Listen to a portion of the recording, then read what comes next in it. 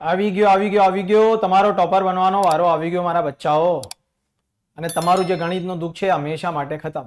આજના આપણા વિડીયોની અંદર સેક્શન બી, સી અને ડી માં મોસ્ટ આઈએમપી દાખલાઓ કયા કયા છે ઉદાહરણો એમાં બધું જ તમને બતાવીશ.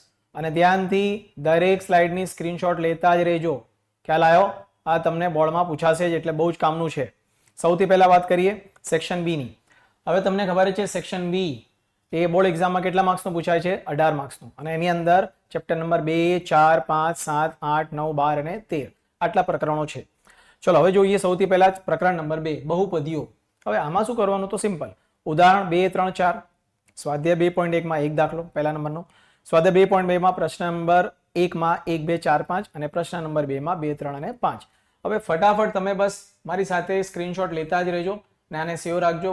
આટલા જ દાખલા કરવાના છે ને આપણે આગળ વધીશું. પ્રકરણ નંબર 4 દ્વિઘાત સમીકરણ.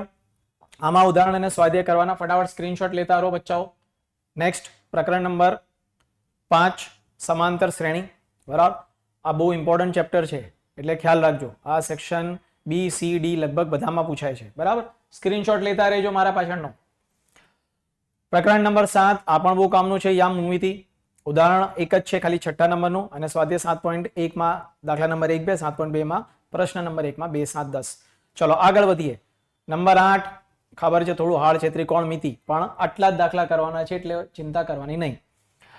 9 નંબર ત્રિકોણમિતિનો પરિચય. ઉદાહરણ અને સ્વાધ્યાય બસ આટલું જ કરો. હવે જુઓ ચેપ્ટર નંબર 13 જે છે, પ્રકરણ નંબર 13 આંકડાશાસ્ત્ર. અહીં મોટા ભાગે અવર્ગીકૃત માહિતીવાળા દાખલાઓ પૂછવામાં આવે છે જેમાં મધ્યક, મધ્યસ્થ અને બહુલકવાળા દાખલાઓનો સમાવેશ થાય છે. બરાબર, તો આટલું ખ્યાલ રાખવાનું બધાએ. હવે વાત કરીએ આપણે સેક્શન સી, જે પણ કેટલા માર્ક્સનું? તમારો 18 માર્ક્સનું.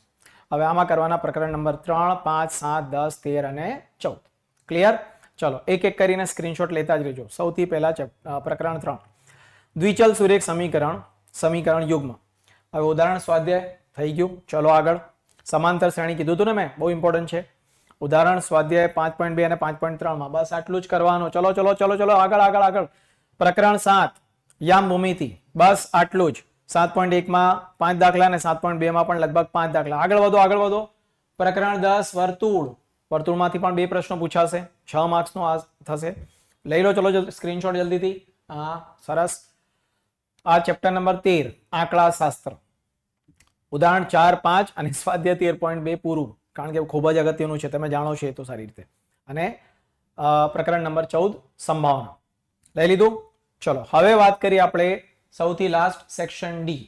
આ સેક્શન ડી કેટલા માર્ક્સનું પૂછાશે? આપણાને 20 માર્ક્સમાં. બરાબર, અને આમાં પ્રકરણ નંબર 6, 4, 5, 13 અને 14 છે, જેમાંથી 13 અને 14 તો બચ્ચાઓ બહુ જ અગત્યના છે.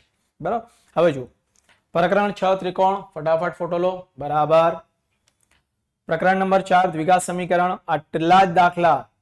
જો ઉદાહરણ 3 છે, સ્વાધ્યાય 4.1 માં પણ 3 દાખલા, 4.2 માં 3 દાખલા અને 4.3 માં પણ કેટલા દાખલા છે? 3 દાખલા. મોસ્ટ આઈએમપી બધા આપેલું છે. બરાબર.